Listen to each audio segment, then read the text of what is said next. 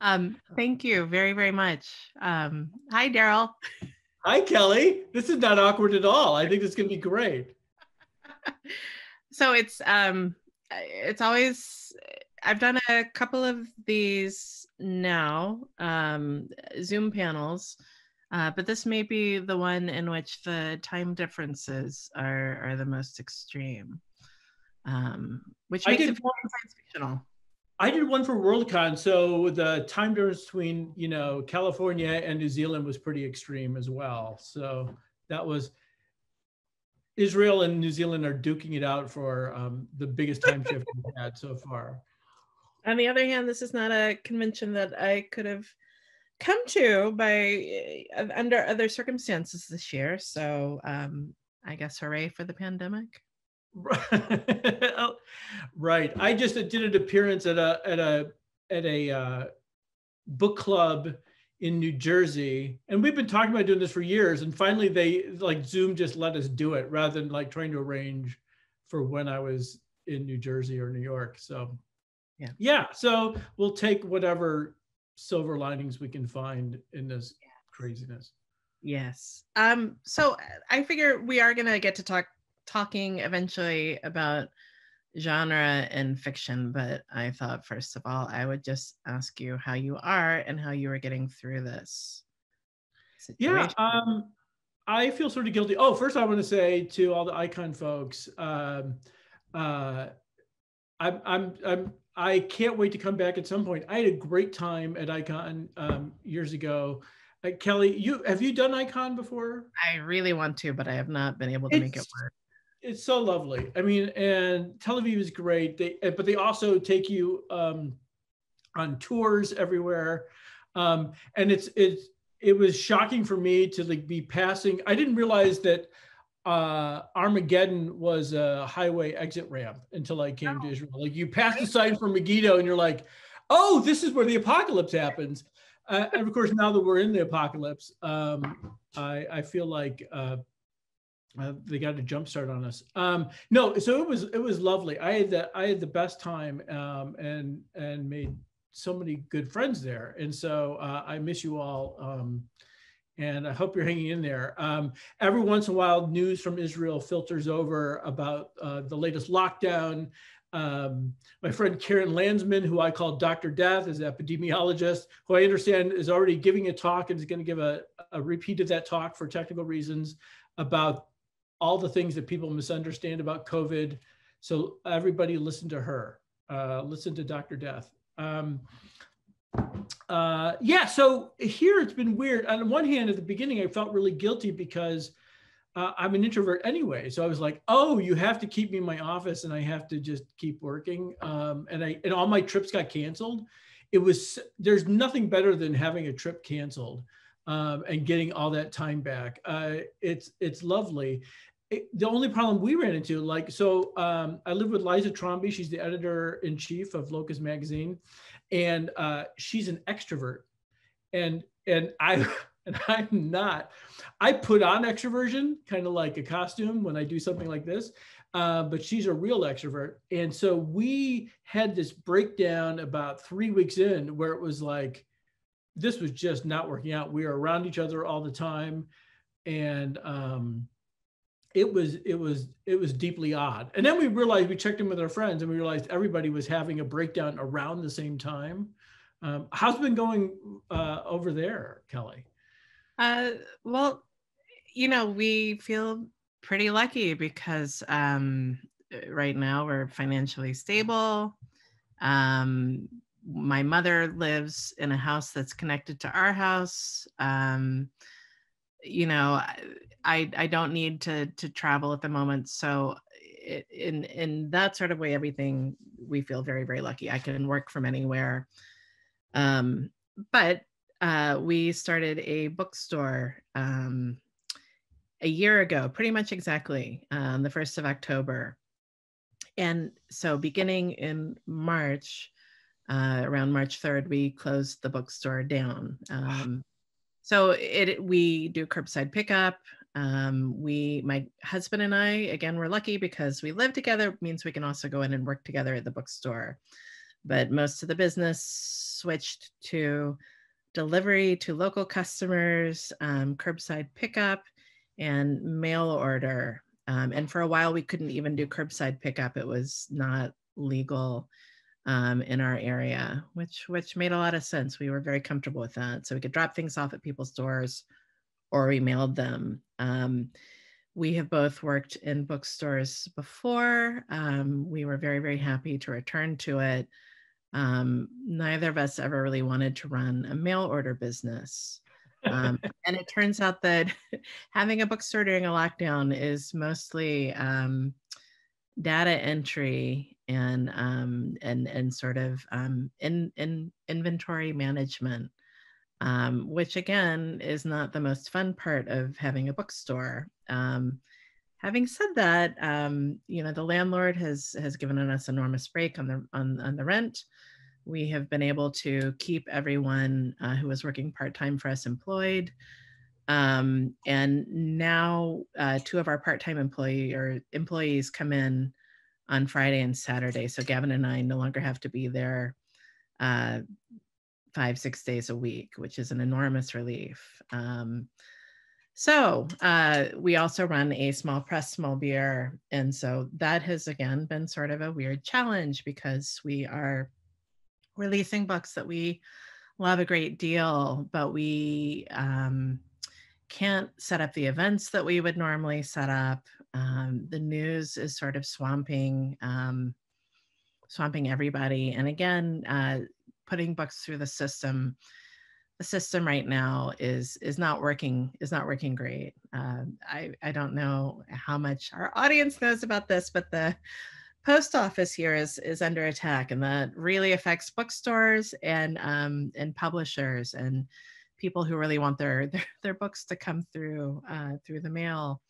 So it feels like we are dealing on top of just general anxiety and worry about our country with keeping 2 very, very small businesses alive with a lot of things, a lot of small weights pressing down. But on the other hand, I'm home all the time now. So we got 6 chickens and a dog. We have a puppy. Our daughter is going to school on Zoom, and she's started her first year in middle grade. And if you have to do Zoom school for any year, middle grade is probably the right time to be doing it, since middle grade is terrible anyway. Yeah. The dog and the chickens are taking up a lot of time in a good way. So for the bookstore, did you have to change? Like, I assume that, and this is what I love about independent bookstores, is it's the personal curation, the recommendations when you get to know the bookseller. Like, did you have to do things online to do more recommendations, or how do you have to change how you sell books or how you recommend books? Well, it has really swapped the focus around. So previously, the things that we sold were books that people who came into the store, either that we had written shelf talkers, staff recommendations, or things that we had put out on tables that we thought the local community would be interested in. Now, a lot of our sales are more driven by a community online, an online community and so it's coming the other way. And a lot of them are books that we don't necessarily carry because they're not things that our local customers would be as interested in. But the Independent Booksellers Association now has a program called bookshop.org, which has made it much easier to process books that you may not have in the store, but to have them go out quickly. And so I really miss making the recommendations. The one thing that we're getting to do now is the weather is nice enough that when we have walk-by customers or people who stop by, even though they can't come into the store, we've set up a couple of chairs and a table outside. And if they give us a category of book that they love, then we can bring out a selection. And we also made our window displays really try as enticing as possible. But on Wednesday, a customer came by, had never been to the bookstore, a man and a woman who were doing a bookshop tour, and they were interested in horror. So we got to bring on a really great selection of books, and I sold many, many favorite collections. That's, sort of the best customer interaction we've had in a while. Yeah. Wow, it's so deeply weird. Yeah, I miss just the act of browsing, because especially like right now I'm at the early stages of a novel where I actually don't know what it's about really. And my old technique was go into a bookstore and like randomly walk the shelves of like history section and the science section, and just like, and it's like building a snowman where you're like, maybe this fits on, and you pack that on and you start grabbing, and it's the act of randomness. Like I'm fine with going, if I know exactly what I'm looking for, to go find it online or something, and get it shipped.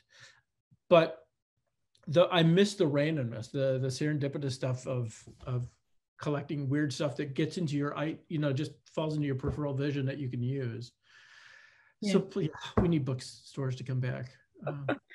Well, I will say, one of the ways where I feel really lucky is it's a lot of work running a bookstore right now, but it has been great to have a secondary space to go into, and right. a bookstore where we've been doing a lot of work on the layout of the store, rearranging sections. And so I do get to stop and look at books that I don't know particularly well and spend some time with them. And our daughter, who loves to read and is 11, keeps on saying, why do I have to go to the bookstore? Can I just stay home and play with chickens? And my husband and I think, are you serious? You get to go spend an entire day at a bookstore? What's the problem here? That was my fantasy growing up. Yeah. And I was going to say, like, I don't really think of myself as an extrovert, but my work life is very extroverted. There are two writers within a 10-mile radius of me, Cassandra Clare and Holly Black. And under normal circumstances, we would meet at a coffee shop or at Cassie's house, and all work together 5 days a week when everybody is in town, that we do our writing together. And while the weather has been nice, we have met up maybe once a week to work outside at different tables. Okay. But it is in no way comparable to the way in which I would normally work. And that work comes out of conversation and talking to other people, other writers about their ideas. And so it has been a very strange thing to have this way of working evaporate. Right. I do a couple Zoom things like that. I have a weekly thing with Isabel Wilt, who I know you know, and we sort of sit and write. There's a larger thing my friend Arlie Sorg does, where there's just like a dozen people on screen. That's kind of overwhelming. So I haven't done that lately. But yeah, I sort of missed that. I also worked a lot in cafes, and I got, and this started when my kids were really small. And there was something about getting away from my house where the refrigerator was, and the couch where I could nap. Like there's something about writing in public that stopped me, that made me a little more on task. One, because it's really embarrassing when you just take a nap in a cafe. People look down on it. But I miss the cafe, and I also miss every once in a while the conversation sort of hits your ear that is so off the wall that you stop writing to listen to the conversation. One time I was typing, and right behind me, there was a woman behind me who was having a very intense conversation about how beautiful her clavicles were. She was talking about how great her collarbones were, and how she'd had a boyfriend who loved her collarbones. And I was like, I'm not going to turn around, because one, what if they really are the best clavicles in the world? Like, what if that is it, and I'm ruined for collarbones for the rest of my life? Like, I don't know if I could turn around and look. So I miss that. And the collarbones are going to get into a story at some point. They just haven't gotten in there yet. So I do miss that. I mean, I'm lucky that we're in a great house right now with lots of patio space, and it's sunny in Oakland most of the time. And and when there's not smoke that stops you from breathing, I can work outside, I can move around the house, and that makes it easy. But I still miss all the random parts that made me feel human. Yeah. You know, like having to put on pants and go be around people. Like I just want to point out for the crowd, I'm wearing a shirt with buttons on it, which is never happens except if I'm going to be on something like this. So. Yeah, I also have a shirt with buttons on. In fact, when I put it on, I thought, buttons. I feel so fancy now. Yeah. So tell me, what are you working on right now?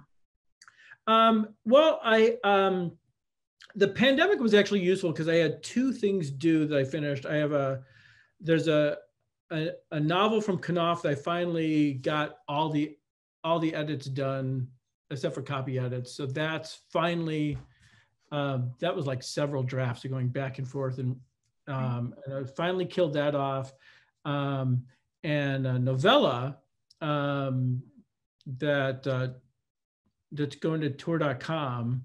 So for me, it was very, like, I'm a slow writer. So for me, it was like I fooled myself into thinking I was a very productive writer for a while, because I was pushing out the words, I was finishing projects, I was feeling on top of things.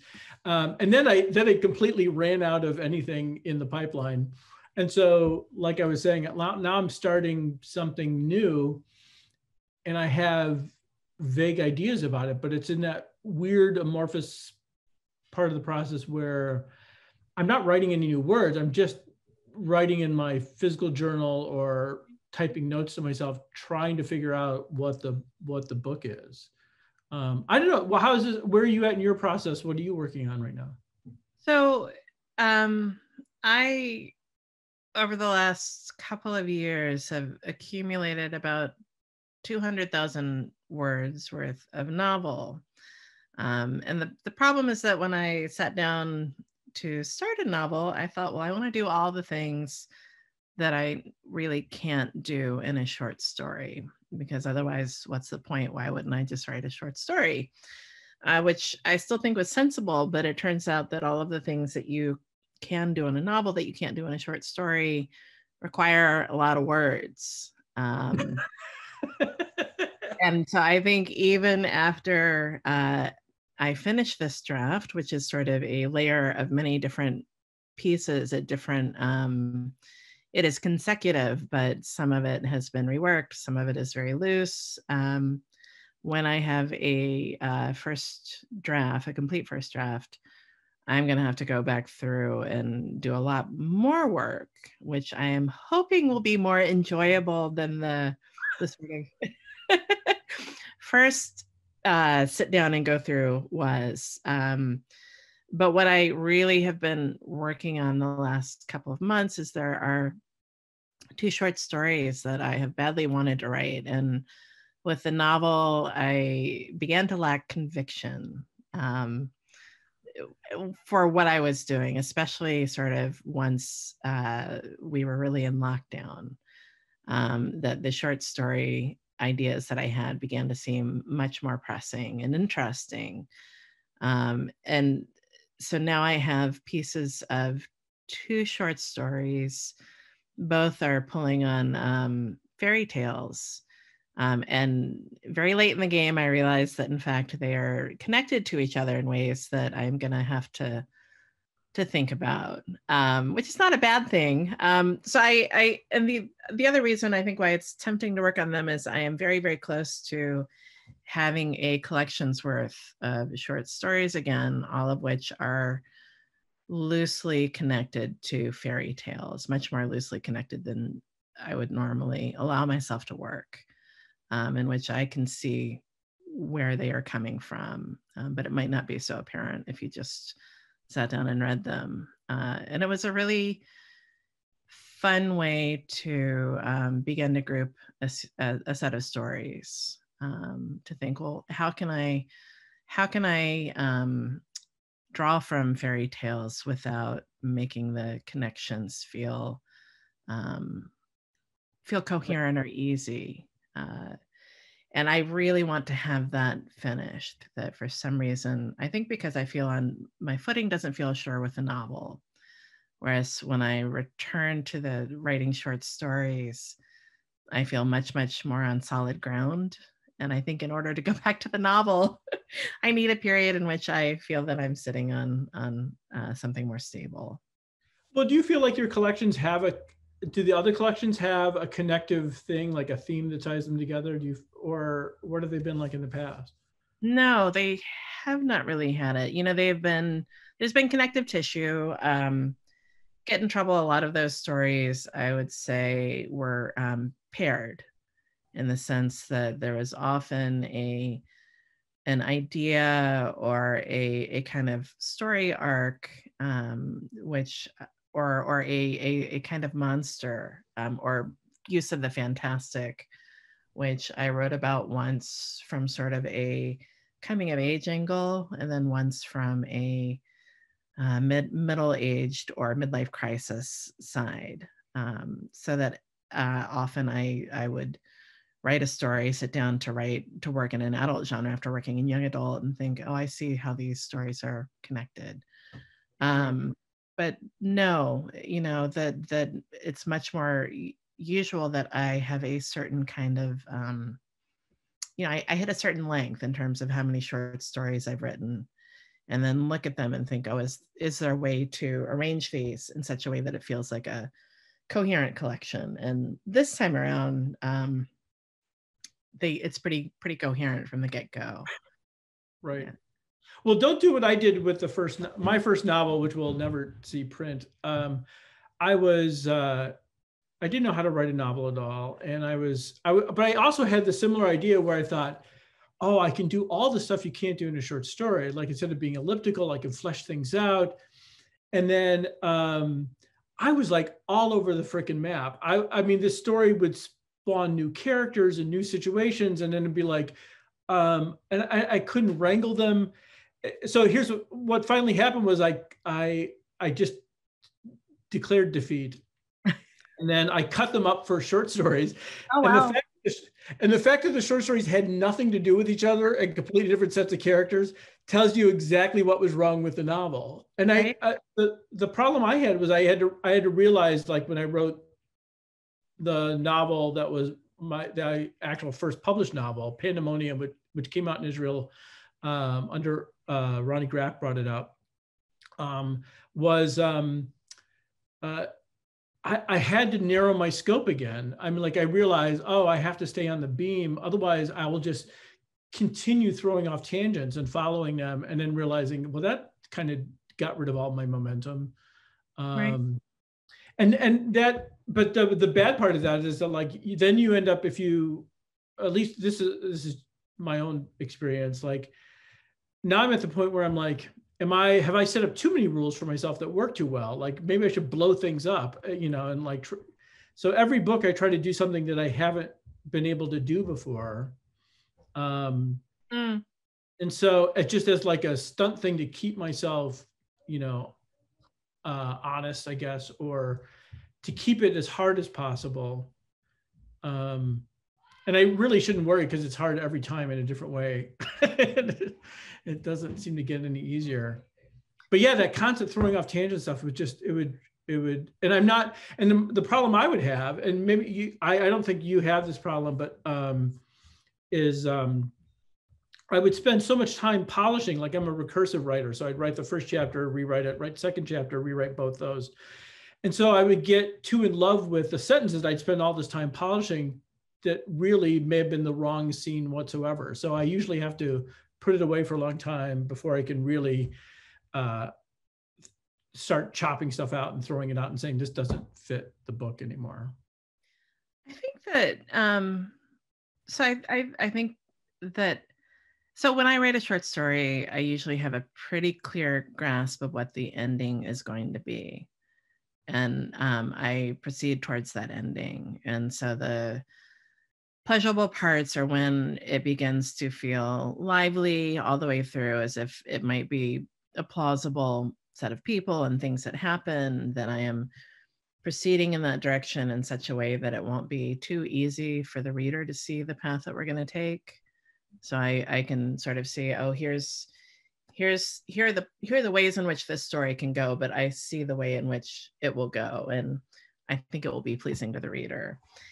And with the novel, I would say that I have a sense of the ending. The ending still feels like the right sending.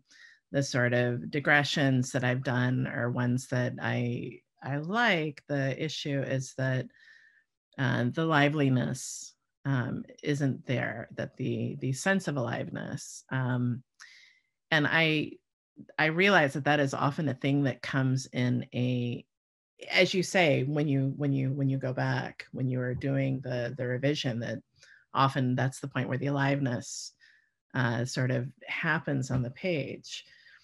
But because I was doing, as you say, going back and revising so much at the beginning, and there's so much work and I could spend so much time on it, I thought I really need to, although this feels artificial and false to me at the moment, in the sense that the characters are saying things that don't feel, it's all placeholder dialogue, it's all placeholder actions. They're the things that need to be there, but they don't have liveliness yet. I thought, but I have to go through and finish that version before I can go back and impose life into it, sort of bring it to life with the revision. But it's like having a terrible taste in your mouth the entire time that you're doing the work. Whereas the short story, I can hold all of a short story in my head. I can revise as much as I want until I can begin to move with confidence in that, even in the first draft. I can pick up that speed. And right now I don't, and I think part of it is just the real world is too distracting and too awful to give the right kind of focus to a first draft of a novel where I'm near the end and already on sort of shaky ground. Well, it is that kind of, that sense of confidence, like the sense that you're on the right track. I mean, the hard thing I've had sometimes is some books I've had in my pocket where every time I went off the beam, I knew exactly how to come back, that I was off and I could come back, like, and it was in my pocket. This last book that I just finished, it's set in the 30s and 40s. It's in Appalachia, where all my family comes from. And it was the first time I was doing something really historical. And for large parts of it, I just felt at sea, and I was like, okay, to get through it, I was plotting things out. And yeah, that sense of sometimes I'd feel the deadness or the mechanicalness of it. This is a glue scene that gets me from here to there, yeah. But how do I make that more interesting? And it was a long process of going back. My background, so I came out of I was a theater and English double major, which I've told people makes you twice as unemployable as the usual liberal arts major. But a lot of time for me, it was coming back to lessons about drama. So I would go back to the scene. I'm like, well, why is this scene dead? And a lot of times it was because there wasn't either what's the quote? Every scene needs to be I think Mike Nichols said this, every scene needs to be either a seduction, a negotiation, or a fight. And sometimes I'd be filling time and I was like, no, what is actually happening? What do people want right now that they're trying to get? So the dialogue became more interesting. So the fight was more on the page, or the negotiation, like it was, and a lot of times I realized that the book was, oh, there's a simpler dramatic line. I was fuzzing it up with lots of first draft ideas, like maybe they're this kind of person, maybe they want this kind of thing. And I realized a lot of times it's clarifying down. Once I finally figured out who the person was and what they wanted, things clarified for me. Like suddenly the dialogue would snap into place, and suddenly there was some zip to it, because when there wasn't life, it was me padding or trying to figure it out on the page, and I hadn't figured this person out yet. Yeah. I went to a great talk once that a writer gave in Australia, and I'm forgetting her name. But she gave a talk on what she called diagnostics for fixing scenes. And she said, they weren't always applicable, but they were worth going through when you were stuck as a writer on a scene or a set piece, in the same way that a mechanic goes through a diagnostic checklist to make sure that things are working. And one of the checks that she gave, which I find very useful as an editor, not just as a writer, is what she called one up, one down, which is when you come into the scene, who has the power in that situation. When you leave that scene, has the power dynamic shifted in an interesting way? And in fact, if it hasn't, then it's a static scene, which is not always an issue. But if you know that there is a problem with that scene, that is one of the things to consider, is the scene doing what the scene should? So, and I guess because I have a dog right now, and a lot of that is about power dynamics and making sure that we have unfortunately, our puppy is very smart. And so I'm constantly, that's a curse. Yeah. Am I leaving this scene? Am I still the one in charge, or is the puppy exited with this sort of the power? Yeah. I had a Bichon Frise who was a little too smart and would just be like, well, you could try to house train me, but I'm going to find a place to pee, and then you'll find it later, but I'm going to deny all responsibility. The dog also believed that the basement was outdoors. So after we'd finally won the battle inside, if we left the door ajar to the basement, it's like, oh, now there's a poop down here. Like the dog hated anything to do with winter, so would never go outside in the winter unless we forced it. So I think writers are deeply invested in control, right? And it has been great to introduce into our lives a lot of animals, a bunch of chickens and a dog, all of whom are agents of chaos. And I mean, that's also true for writing, that you know, part of the issue with the first draft is if you have too clear a sense of the things that should happen without these sort of eruptions of the chaotic, then the novel begins to feel too close down. And I think that we should definitely move towards the idea of the fantastic, but I think that the fantastic often acts in fiction as a kind of an outbreak or an eruption or a sort of creeping contagion, you know, something that allows me, I think you as well, to write about family, to write about relationships, to write about structures in the real world, but to use the fantastic to sort of shape them in ways that will make the reader more alert almost. No, I completely agree. And I know when Didi was asking us about to do this talk, like he was interested in this thing about how to use genre and mainstream, how people consider the stuff and what we're thinking about when we're writing it. Yeah, for me, the weirdness has always got to be baked into it. I don't know why, but it's really hard for me to write without some kind of intrusion, like you're calling it. Part of that is psychological for me in that I like the layer of disguise, in that I'm not really writing about my parents because, you know, if one of them's a monster, it's like, obviously they're not really monsters. So they're not, you know, it gives me a layer, some aesthetic distance. So I get to say truer things through that than I get to say if I was just sticking to mundane reality and just what was realistically happening or what had happened. So for me, but also just weirdness for the sake of weirdness. I like, and this is what I love about your short stories. Like I like psychological realism in the face of surrealism, in that if people are acting erratically and the world is irrational, I kind of lose interest. But I really love when people are struggling against something, some irrational intrusion, or trying to make sense of it, or trying to use it. I'm completely addicted to that sort of approach of doing things, that the people are not,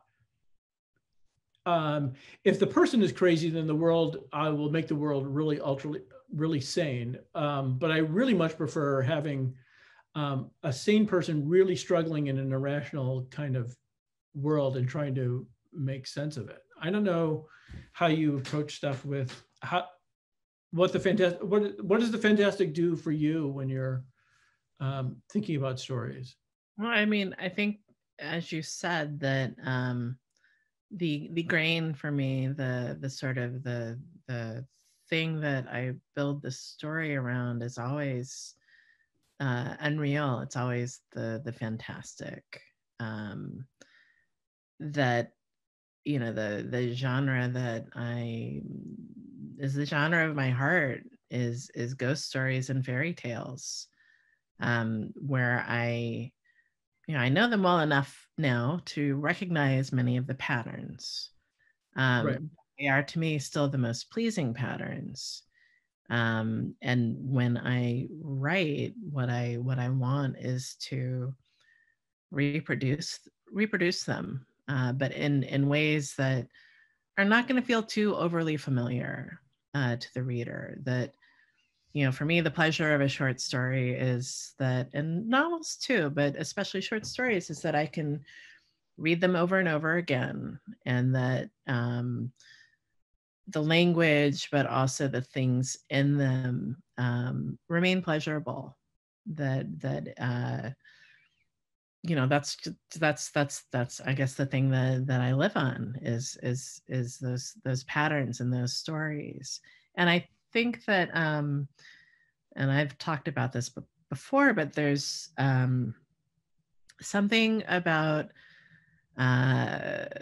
folklore and fairy tale, the fantastic, about monsters that seem to me particularly useful in fiction because they are only fictional, that they only exist in the stories that people tell about them. Even the stories that people tell that are true stories, they're stories, you know, that the person tells you about the realness, but it's the telling that makes them real. So if, you know, a friend of mine tells me a ghost story, it's a deeply personal thing, but it is real now because it's a story that she can tell other people. You know, that is the thing that is persuasive about the realness of the event. Not that it was shared with anyone else, but that she's sharing it by telling it to me. And so there are these, you know, vampires, witches, all of the stuff, the very compressed pieces of information.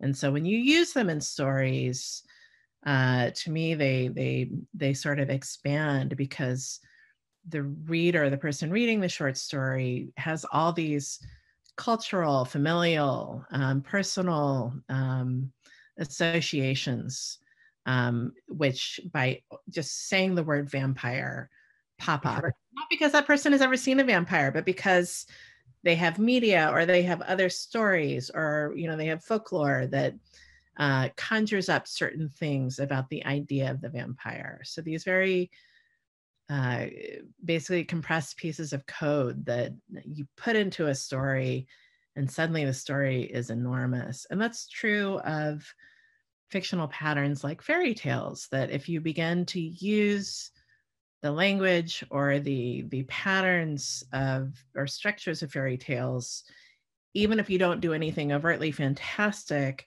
merely by if you say once upon a time, it conjures up in the head of the reader a space that is very inviting and mysterious and a little bit dangerous.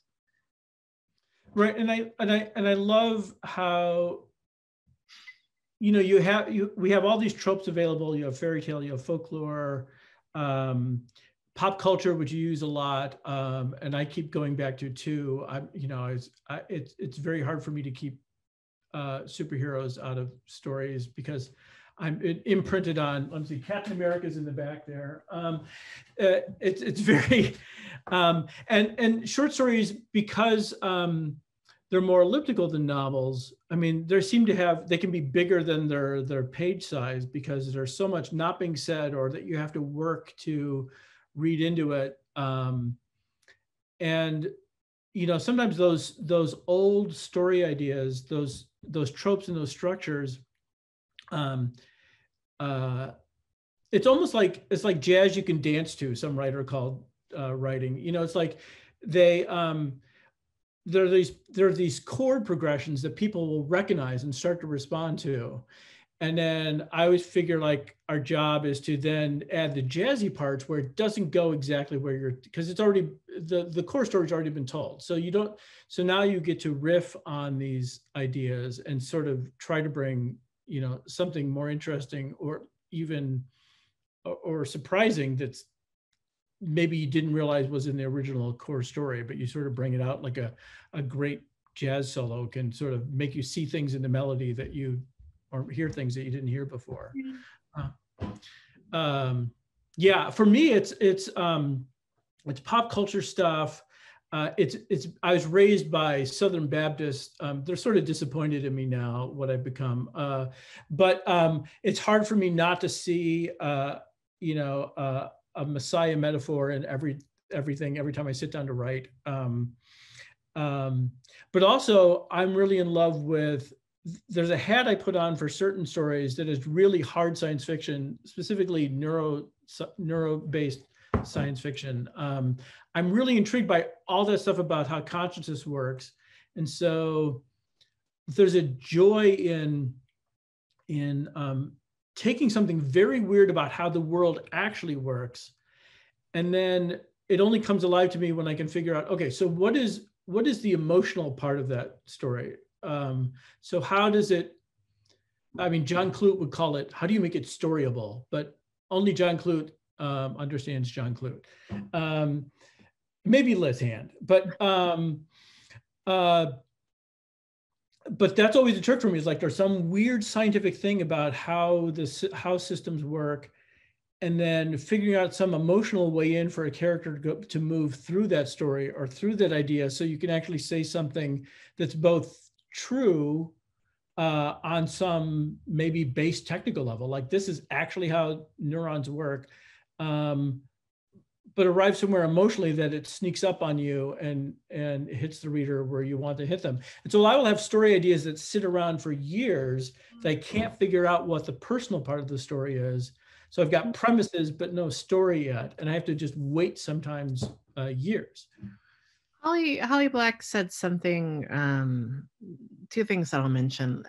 She said that it took her a long time to figure out how to write novels. That she started writing novels and they didn't go anywhere. It was just things happening and then more things happening. And she said that what she realized is that, when she was a writer starting out, what she thought was that, the story is that a dragon comes to a country and starts to eat people. And so the people come to the king and say, you have to do something about this. And then the king has to do something. And she said, what she finally realized is that it does not become a story until you have the personal side, which is, the king's brother is sleeping with the king's wife. And when you have those two storylines, then it becomes a series of actions based on a psychological truth. Does the king send his brother to kill the dragon, hoping that the dragon will eat his brother? Does the king think the situation is making me miserable? I'm going to go fight the dragon. I hope I die. But that the personal story is the story that drives the larger problem story. Yeah. And then the other thing she said was that, every novel or every story, every piece of narrative makes a promise on the first page about what it's going to be about, what genre you're working in, what you should be paying attention to, what the core of the story is, that the promise can be that the language is going to be particularly rich or very plain, that things are going to be more experimental, that all of that. And I think, and that's why when you pick up a book in a bookstore, you can look at the first page and think, yes, I'm interested in this, or no, I don't, because that first page is making a promise to you. in terms of mood and tone and character. And I think about that a lot now. And it's a thing that I think editors do, reviewers do, which is you pick up the book or you pick up a manuscript and you think, yes, I am interested in the promise that this story or this novel is making, or no, this is not for me. But right. I think with genre, like that numinousness comes through on the first page, or, you know, in a Stan Robinson novel, you know that the kind of book that you're going to be in for, that within the genre, there are all these different genres, right, that are operating. Right. And it's that making promises part, like, that's why I no longer start short stories or novels until I have an ending in mind. And a lot of times I'll figure out that halfway through it, I'll figure out, oh no, this is the actual ending. Like I get a better idea, or I understand things better than I did. And a lot of times too, I'll realize, oh wait, no, the first scene is this. And the first scene and the last scene, John Gardner talks about this in, I think on Becoming a Novelist, where, you know, the last chapter rings chimes that echo throughout the whole book, you know, so you set up these parallels and these correspondences so that when whatever you come to complete the arc, it's not just a plot arc. It's some emotional thing you've gone through, and then you signal somehow that you remind the reader, this is the entire journey you've been on this entire time, and this is where we've arrived. And you know, if you can, I always feel like endings are like these balsa gliders, and like if they come in, they look beautiful, and then you just crack up on ending unless you're really, really careful. They're so hard. And I know people who, you know, don't start until they can write toward the one last line. Like they figure out what the last line was and they write toward that last line. It's never been that clear for me what the last line is.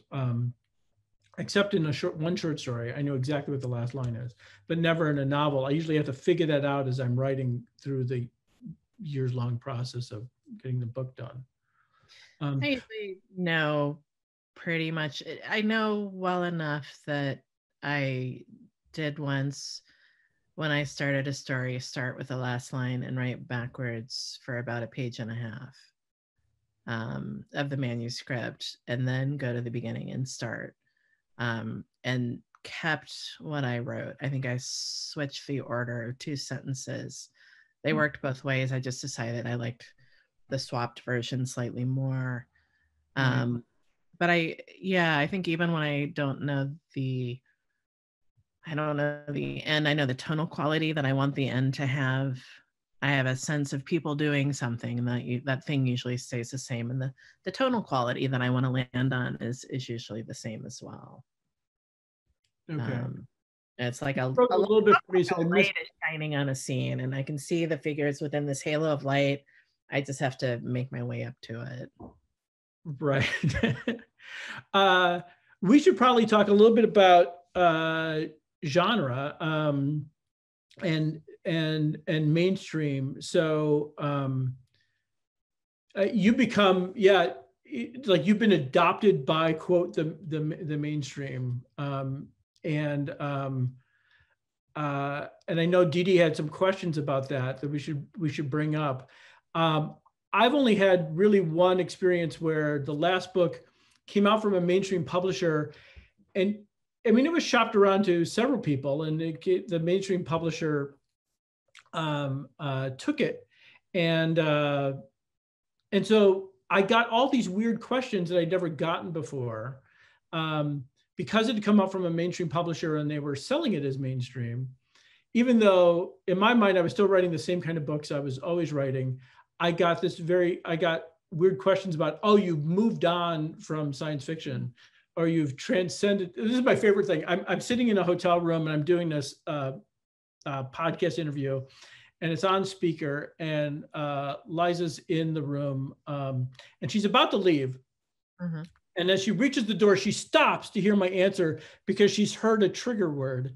And it was the transcendence word. The woman said, well, I don't really read science fiction, but your book I really enjoyed. And it seems like you're really doing something that transcends science fiction.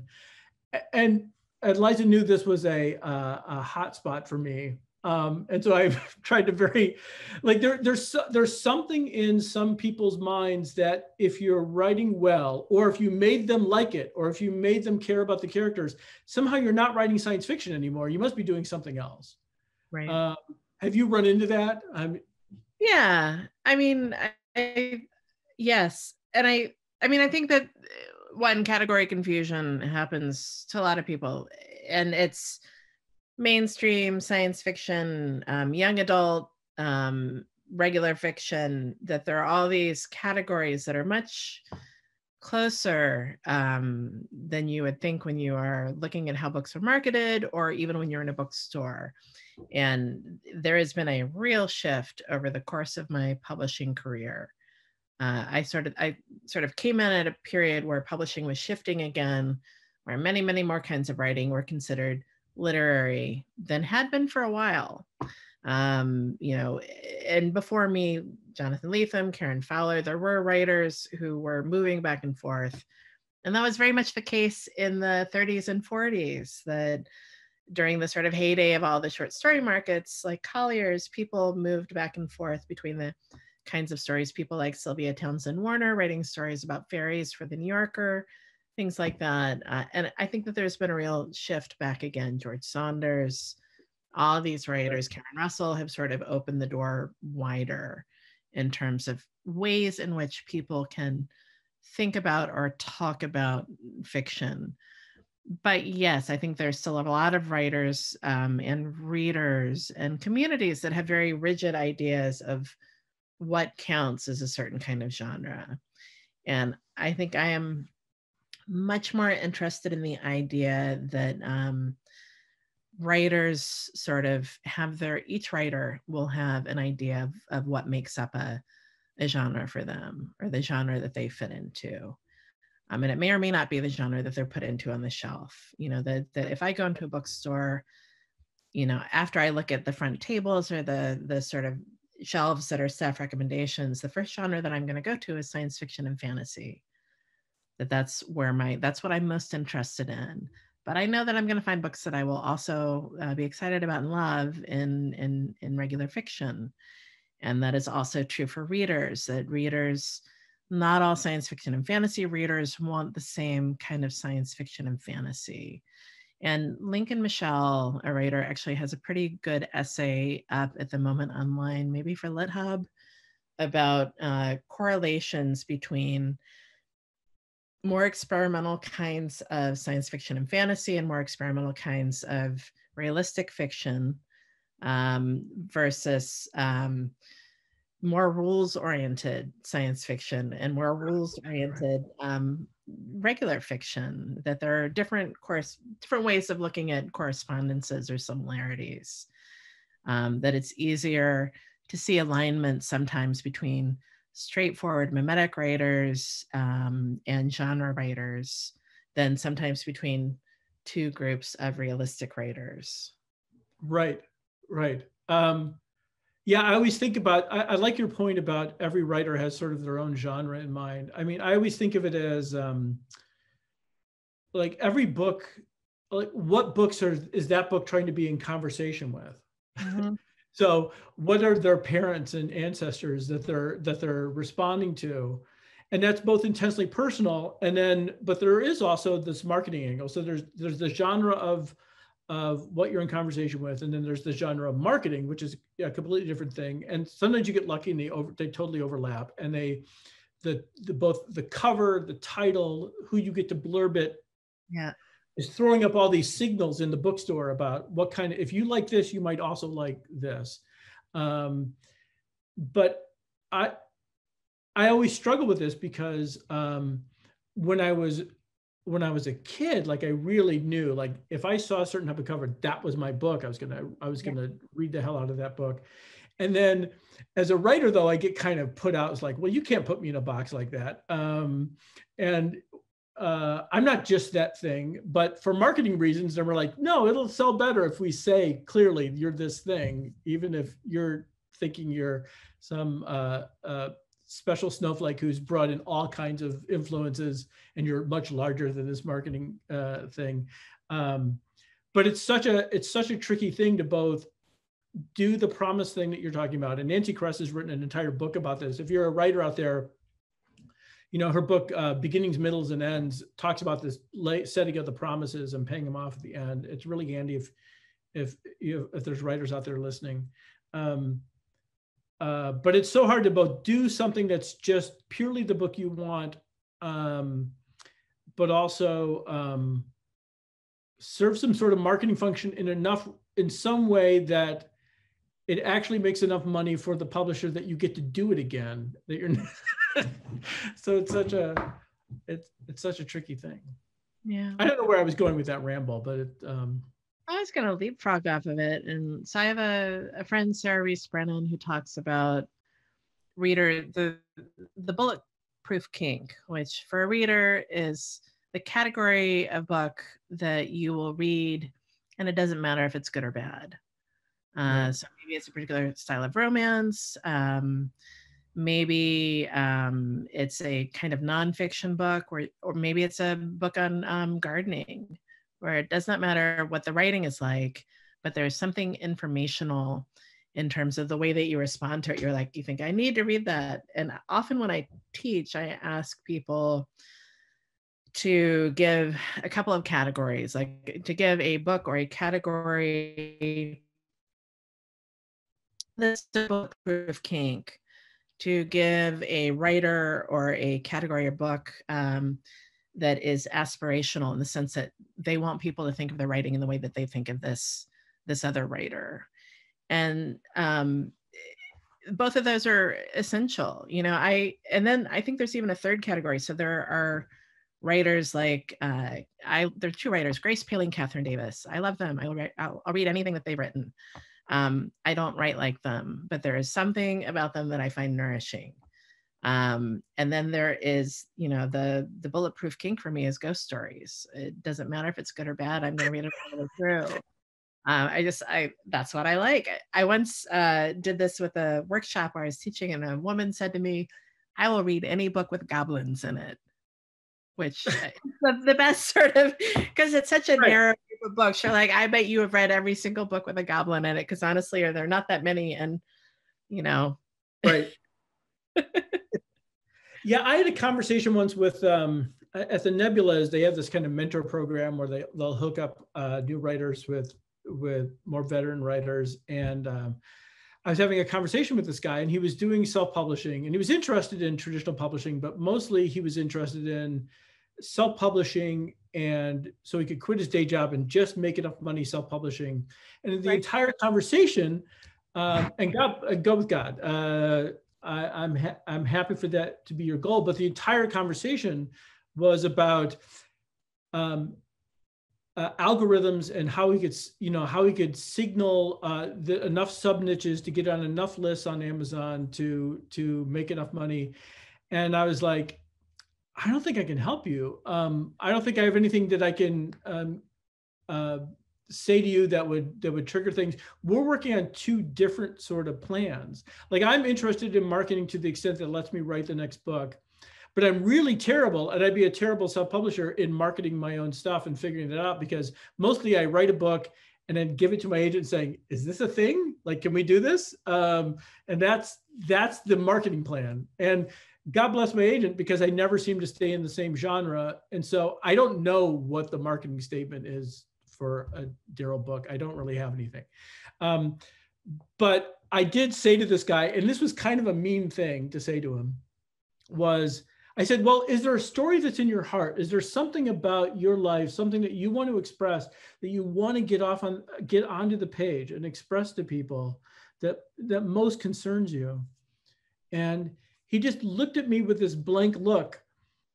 And then we had to go back to the algorithms. Like, I realized that we're just playing totally separate games. So there's this idea of the genre, and there's this idea of like writing exactly the kind of book that you want to have read. I love that idea of the bulletproof kink. Like, there's certain things that are going into books that are just for me, and I don't care if anybody else likes them. But I don't know how to help people actually make money at that or discover how to make a living at that or any of that. No, that part is a total crapshoot. Yeah, you're like, yeah, no, Holly Black has people make up a worksheet, a career worksheet, in which you write down what kind of career you want to have. You pick a writer that you know enough about their career to know the kind of books they've had, the kind of success they've had, the kind of relationship they have with their audience, the books that have not hit that well. And you write down, like, do you want to sell a lot of books? Is there something really important that you want to say? What are the kinds of projects that you want to do? And there are all these things that are not within the writer's control. But then the other half of that worksheet is the things that are within your control. What are the projects that you're going to start and finish this year? Right. What are the things, what is there a word count you want to hit? Is there a way in which you want to try and stretch your ability? And it's very useful to look at it and think of both those things. What are the things that I want that I can influence to a certain extent? Do I want to write books that reach a lot of people? Okay, well, how the writers that I like, what are the things that they're doing that appeal to a lot of people? But also, what are the things that I want for myself, for my writing, that have no reliance on how the books are going to be perceived? Right. I do a thing like actually like that at Clarion, and I teach a Viable Paradise, and I call it the 3 balloons. Like, there's critical respect as one balloon, and then there's making money as another balloon. And there's this connecting with readers thing, which not only sometimes is not corresponding to sales. I mean, they overlap a lot, but sometimes it's just connecting with a certain group of readers that you want to say something to out of your own experience or whatever it is. And everybody wants all 3 balloons. Everyone wants the full game, and everybody wants all the money, all the awards, all the readers. But sometimes you are making choices about what kind of career you're heading toward. And there's certainly choices you can make if you're purely interested in making a living. That's a certain kind of thing that you can aim for. Yeah. But the nice thing is that I tell people, no matter what balloons you're trying to get, craft is still the core of it. Like, getting better at your job is still the thing. You still have to get better at writing, no matter what those things are. Yeah, and that getting better at writing is not just about the sentence. It's about having an understanding of characters and making them feel as real, and having an understanding. I mean, I think often when we start thinking about quality of writing, you leave out, we are tempted not to talk about how important it is to make books exciting and fun, things which absolutely do require a lot of talent. There's a writer, C.S. Pacat, whose advice on how to make people interested in a book is incredibly simple, feels very true, and is really hard to pull off. Is every scene should be more exciting and interesting than the scene before. Right, just straightforward, simple advice. Just sort of zoom like this. And it doesn't mean that like a more exciting thing happened. It means that the reader has to be even more invested in the thing that is about to happen than they were in the thing that just happened, whether it's for an emotional reason or because they have to care. They have to keep on caring more and more and more. So at no point are they able to say, well, I'm enjoying this, but I can put it down because I'm going to go do some other thing. I'm constantly monitoring my own boredom, and it's very subjective. Like, I can be bored with it, and maybe it's not actually as boring if someone's just reading it, but I'm bored with it. Oh, yeah. But like monitoring that and saying, nope, there's not enough juice in this scene. Like, there's not enough at stake. Like, these people it's emotionally flat or something, and constantly trying to figure out. I get annoyed with some of the buzz speak that can happen. Where people are saying, no, you need to raise the stakes, and it just gets tossed off. And sometimes no, raising the stakes means the almost always means the emotional stakes, not like, and now they're going to blow up the world. I mean, yeah, maybe that is the next thing that happens. but unless you're emotionally invested, it doesn't matter. Like none of that. A simple, clear, small want is often much, much more essential than a big one. A sandwich, like I had not watched John Wick for a long time. We finally watched it at the start of lockdown, and he's just a guy who's really mad that his dog is dead, which on one level is a very small want, but right. On the other is when I teach, I talk about the red stapler in Office Space. Like sometimes all you really want is like, what did they do with my stapler? I want my stapler back, please. Like that, and you feel for that guy because he loves his red stapler. Yeah. I don't know if do we have questions yet that we should? Oh yeah, we have quite a few questions, so I'll just get them off the list. Right. So Nadav asked Kelly, what is the name of your bookstore? The bookstore is called Book Moon, and the website is bookmoonbooks.com. I spent a lot of time trying to come up with a name, and we like books and we like the moon, so. That fits. Another question by Nadav. Is there anything about the pandemic and the elections that influence your ability to work or the inspiration or your motivation? I guess you answered a lot of that before, but is there anything you'd like to add? Boy, I feel as if there are a lot of writers right now who are writing about things that feel super essential to me. There's a writer who's on Twitter, Emily Rabateau, who has a long-running thread about people's direct experience of climate change. She's a terrific writer, and there's a lot of urgency to that. And it's not because I write fantasy that I don't feel that my work, I think fantasy, the fantastic often is a great mode to write about regime change or about the environment. But I can see there are a couple of very small things that I see in the work that I'm doing, but right now it all feels very exterior. And so my focus is much more outwards than inwards towards writing. Right. Daryl, do you have anything to say about that?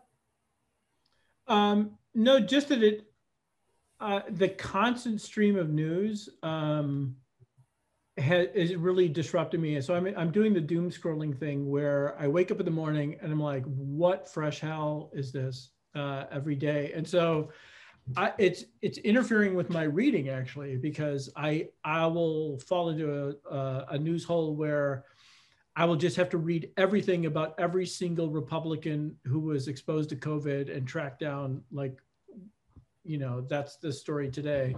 And so that has interfered with me a lot. And so I'm not getting as much fiction reading done. I'm almost falling into, I'm reading a lot of nonfiction, both because I'm at the start of a novel, but also because it's very soothing to me to read about, well, it's weird. Like the one I just finished was called Until the End of Time.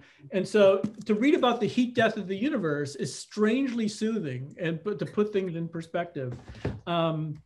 So that's been the thing that's changed in the pandemic is mostly the pace of the news cycle has thrown me for a loop. And I know it'll be healthier for me to go cold turkey and to stop checking my newsfeed. And maybe after the election, I can start doing that. But right now, I'm just stuck in it. Okay, thank you. On a related note, Lily asks, how do you think the current apocalypse will affect sci-fi / fantasy / horror writing in the years to come? So years ago, over 2 decades ago, a writer said, or maybe a publisher said, that when Republicans were in the White House, the dominant mode in fiction was horror, that category horror did really well. When Democrats were in the White House, mystery sold well. And so this has been really a boom time for horror the last last period of the last couple of years. And I think you see that on television, in the movies, but also in fiction. And then the other thing I'll say is that it has seemed to me sometimes that this is the closest I hope that I ever get to the experience of being in a spaceship, this being in isolation with a small group of other people in which you only ever really see other people on your computer screen, and in which you are much more shut off from all the normal parts, the things that we thought of as normal parts of our life. I would just add that a lot of my writer friends are talking about, well, how do we write about this? And will publishers be overwhelmed by pandemic fiction? I mean, one thing that's, and I do think there are some things that are going to probably change. It'll be forever odd if to watch a movie in which, it still happens to me, I go watch a movie and it's like, look at all the people in the bar just sort of breathing on each other and having this reaction. But also, there's the cynical part of me, which is that nothing's really going to change. I remember after 9/11, there were lots of conversations about how this was going to change fiction. Would people ever write thrillers again because it would be way too close? And it all came back around. The same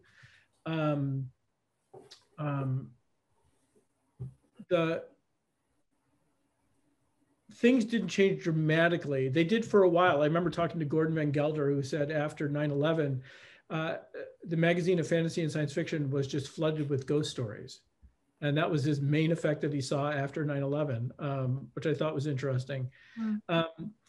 So I don't know how fiction is actually going to change, short-term or long-term.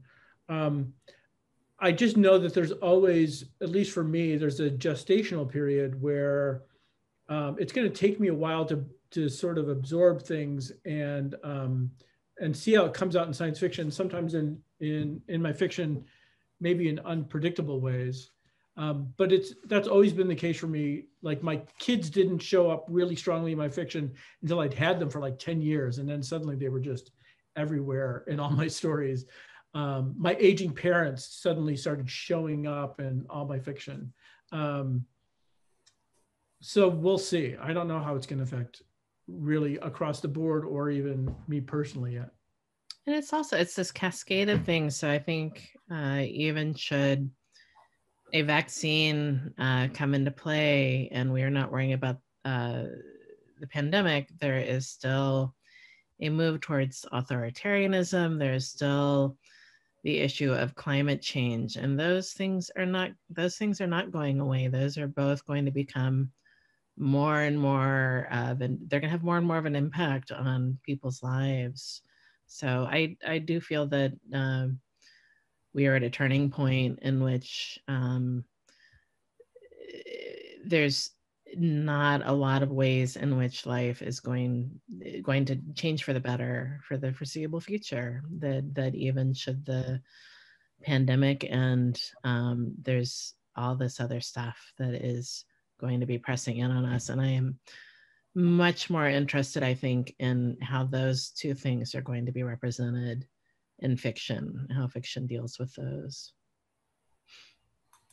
Okay, thank you. Noga asks, you said that you can use tropes because everybody knows what a vampire is. What do you do when you want to break the trope, to write about a different vampire? Well, I will say very quickly that you know, there's no enormous agreement on what a vampire is. So even when you introduce the idea of one, that you have to signal by the ways in which you write about it, what conventions this vampire operates by, and which ones it doesn't. So sometimes vampires can't see their reflection. Sometimes there are all these different rules, and you sort of have to pick and choose, and you can indeed sort of break some of those conventions or create different rules that allow them to operate differently. You know, the most dramatic example I can think of in contemporary fiction is Stephanie Meyer and having a vampire who cannot go outside during the day because they are so beautifully iridescent during daylight that it would be stop people in the streets. You know, that is a big change, but she pulled it off. You know, I sound like I'm making fun of her, but it worked. That first book worked for millions of readers. Great. Thank you. A question for Kelly by Ziv. What's your experience editing and publishing fiction that doesn't fit comfortable boundaries? Does that make it harder or easier to choose stories that you love, to bring out the best in each piece, to find less conventional stories and also find readers? So as an editor, because it's really a two-person operation, we get to publish work that we have a very personal connection to. And so it has to be short stories or novels that both Gavin and I like a great deal. I think the only time that we are at a point of disagreement is I love horror and Gavin does not. And so there have been a couple of collections that we have turned down that I still feel deep regret about. And there are a handful that we've published that I think Gavin, although he loves the writers, feels some regret about, in the sense that he doesn't ever want to read them again. He loves the writer Nathan Ballingrud and thinks he is an incredible writer, and will support anything that Nathan does. But he read those stories once and then he said, I am never reading these again because they disturb him too much. So I think for us, more so for me than for Gavin, the work to me does not seem to be outside the scope of what fiction should do. It's doing exactly the thing that I love best. And for Gavin, it's writing that he loves, and occasionally writing that Ray loves the writing, but the subject matter is a little bit outside of his comfort zone.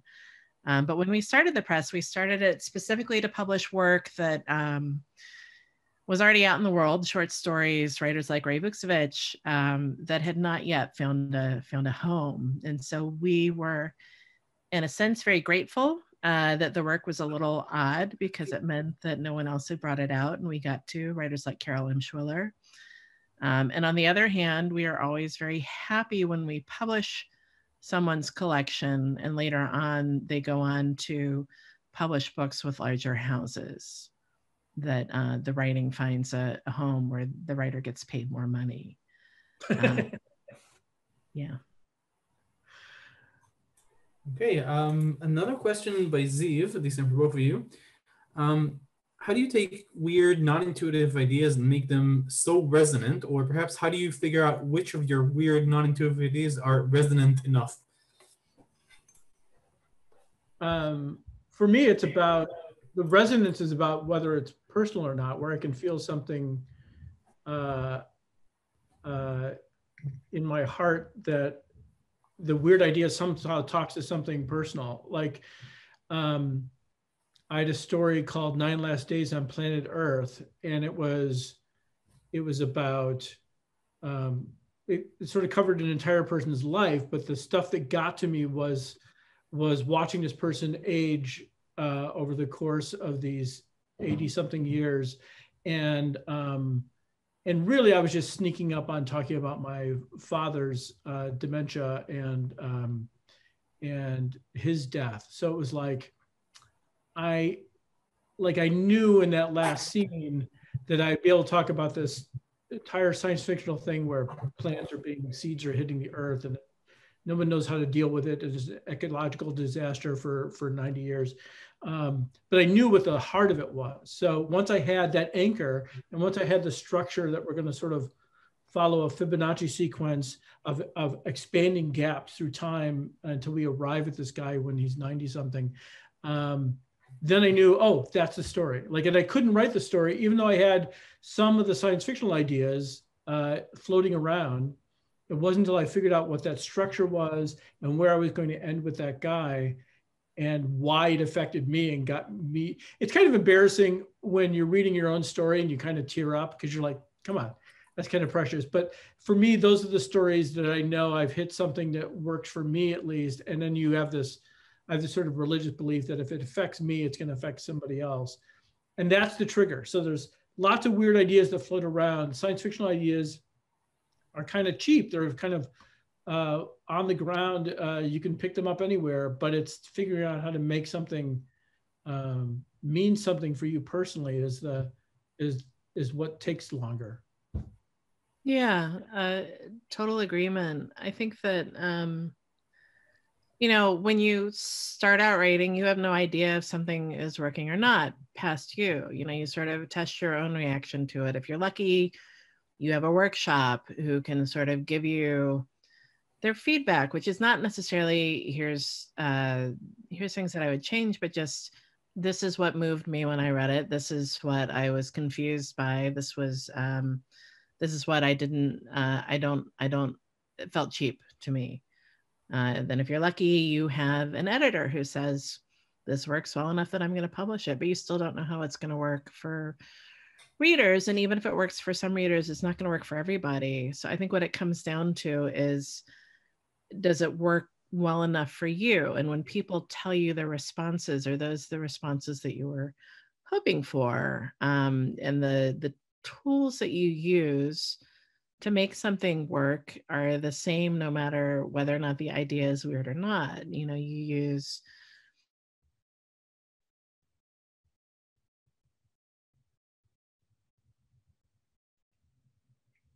Kelly just froze for me. I don't know if it froze for anybody else.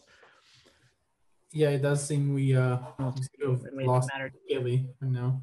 Oh, we've lost the Kelly link. Oh, the link is back. I'm back. Sorry, I was saying that you use tools like humor and surprise. You use things that you feel provide delight in ways that you feel a personal connection to, in ways that feel true, not disingenuous to you. You have to do them with conviction. Okay, excellent. This one is from Gilly, for Kelly, I assume.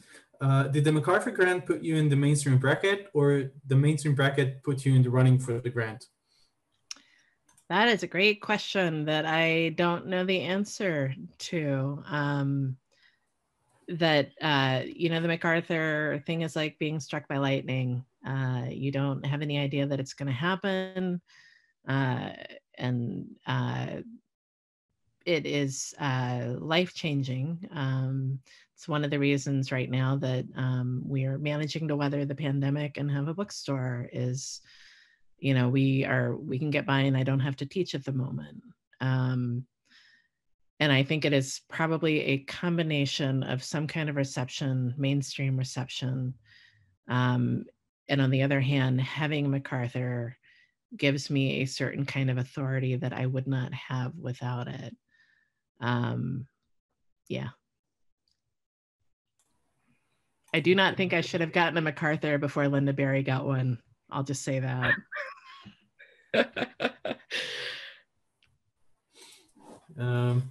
Great. Two questions in one by Shir. Or no, sorry, it's she just asked to thank you for the lovely conversation and then goes on to the question. The perception of time and reality has changed for many of us during the pandemic. Did it affect your ideas and thoughts about time and the perception of reality in science fiction and fantasy and fiction in general? Yeah, certainly it affects me personally because every day is sort of running into each other. But for me, it was not so much time that changed, was I realized that the next book it's going to be more existential, but also funnier. Because I realized, like, I was like, I'm both more concerned than I was before the pandemic about some ultimate issues, but also really trying to figure out the way me and my family cope is with really dark humor. I'm like, okay, so that's sort of the marching orders for the next book. Is like, it's like tap dancing over the grave or bluegrass music. Bluegrass music is a perfect, you know, kind of genre because you play very fast, it's very jaunty, and you talk about the most terrible, bloody things. And so that's why I figured like, okay, that's the mood I'm in. That'll be the next book, but we'll see how it goes. I think that question maybe makes me understand why I don't want to work on the novel, which is the novel is also just unending. And frankly, kind of tedious to engage in, which so closely mirrors my life, even as lucky as I am, as much as I love my husband and my kid, you know, that there is something about this pandemic that feels very novel-like to me in the sense of just on and on and on every day. It's just, you know, a thing that has to be dealt with. So I think that I will probably pick up more short stories, work on, like you're saying about bluegrass. I want something jaunty and fast. Yeah. I do tell people that if you want to be a novelist, you have to have a lack of imagination, and that every day you have to wake up and go, I've got no better idea how to spend my time than to sit here and type on this freaking novel. And your problem is you have too much imagination. I think I have too little confidence in what I'm doing. I think that's good for people to hear from someone like you, Kelly.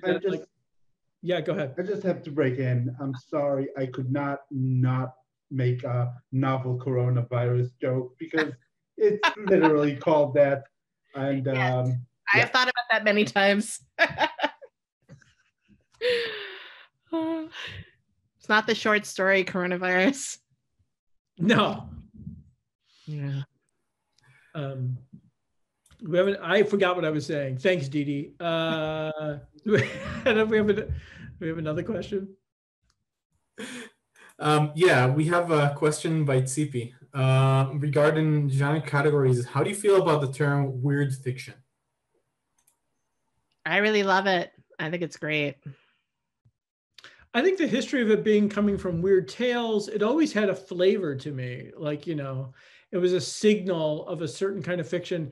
And the definition of weird kept shifting over time as different people stepped in and did it. But it's like what you were saying about vampires, Kelly. There's still a little charge to it that signals to me what kind of thing it is that I'm a huge fan of that kind of thing. Yeah. Okay, one final question, and then we'll let you go back to your daily lives. Ida asks, if you write a text with a large number of characters in leading roles in the same scene, how would you write them in a way so that every character would still keep their own personality in this situation and in dialogue? That is a great question. And boy, with this novel that I'm working on, it is an issue that in this first draft, in the fast draft, often the dialogue between the different characters, they all sound like me fast drafting. And so I think revision is the place in which you go back and you think about sentence rhythm, and you think about who is blunt and who is evasive. And like Daryl was saying earlier, one of the things to think about is, what are people's wants? What are their overriding wants in life? What are their wants in a conversation? What are their feelings about the other character? That people talk differently within their community than they do when they're at work. They talk differently with their family. They talk differently with parents than they do with siblings. And so you are always negotiating the key shifts between different groups having conversations. So it's not merely how does a group of characters sound different from each other, but how do they sound with each other depending on the group that they are speaking with. Right. And for me, it does come down to the wants. Like I wrote a novel with a big extended family, and the group scenes where all of them were like around the table were both the most fun and the trickiest, because one, you're trying to give every character the best lines. And have them be most like themselves. And that book was a comedy, and the part of the fun is that someone may be earnestly working on their want, trying to get something from the other person, and they're being thrown off their track by somebody else who wants something completely different that has nothing to do with what they want. So everyone's negotiating and trying to draft other people into their argument, trying to solicit allies. So I say that dialogue scenes are basically action scenes, in that everybody's working to try to get their goal accomplished and getting thrown off track and having to respond. And that for me is when stuff really comes alive. The deader scenes for me is when it's two people talking back, ping pong back and forth. And I want this. No, I don't. I want this. That's deadening to me. Like, you're always trying to, if you have a scene where two people are doing that, I'm always looking for what is the third element that throws everything off and makes it more difficult to get their wants met, that they can't have a clear argument, or they can't be totally honest. Like, what is the thing that's stopping them from being like, here's a handy trick for folks. A nakedly aggressive disagreement is kind of uninteresting, but having to perform the agreement in front of people who will judge you about how well you're doing your argument is way more interesting, which is why you'll have, if you're writing a fantasy, you have to argue in front of the king and pretend to politeness is more interesting than just two people off by themselves saying, I hate your guts. So always look for the third thing or the fourth thing that can disrupt the normal flow of things, and you'll always end up with a more interesting scene. Who has a parrot on their shoulder, who is not paying attention, who is passive aggressive, who has had a fight about something earlier that they are working in, all of that stuff. That a conversation should never just be about the thing that you need it to be about. There has to be other kinds of conflict. In fact, most of the time, I'm really happy with the conversations where people cannot say exactly what their real conflict is. They're talking around it, through it, whatever. They can't just do it. I had a whole conversation, a whole novel about a guy's relationship to his father, where they could never say, I love you. And they could never say that. So they had to figure out, and they were angry with each other, but they could never say that out in public either. So it was like, that was the whole book for me. And I mean, I always recommend that people who are thinking about conversation go and read Grace Paley's short stories, which are often voice-driven or conversation-driven, in which, people talk about everything under the sun at the same time that they are trying to talk about a specific thing. And it's not that all of her characters sound different from each other, but you feel that you are in the presence of real people, a community of real people. So sometimes your characters are going to sound the same, but they have to sound three-dimensional. Even if, like Connie Willis or Grace Paley, most of the time we think, oh, we're in the company of Connie Willis people, or we're in the company of Grace Paley people. This is how they talk in a Connie Willis book. Right. Yeah, I go back to some great John Crowley scenes where everybody's more eloquent than I am, and they still seem psychologically realistic. Like there's a tonal shift. There's a certain feeling, fairy tale almost tone in some of the stuff, but you still feel like there are real people behind there. It's like in theater, acting within a certain style of theater. Yes. Like you're in a farce, but you're still trying to be as true to that character within the constraints of whatever the tone or theme is or style. For many writing problems like this, or things where you're trying to work through how to do it, I often suggest picking a handful of writers you like and typing out a couple of their pages, just so that your fingers have the experience of, oh, how does this writer handle dialogue? How in a scene does it proceed? How do their sentences work when they're handling this kind of writing? So typing out dialogue, Stan Robinson, whatever writer, Octavia Butler, whatever writers that you do not write like, but who make it work in a persuasive way. And I recommend Francine Prose has a great book called Reading Like a Writer, where she does really close readings of how people are constructing their scenes, dialogue, scene level, line by line sometimes. And that's really eye-opening when not only just typing them out, like Kelly says, but also like reading differently than you normally would to figure out like, how are they doing this thing that they're doing?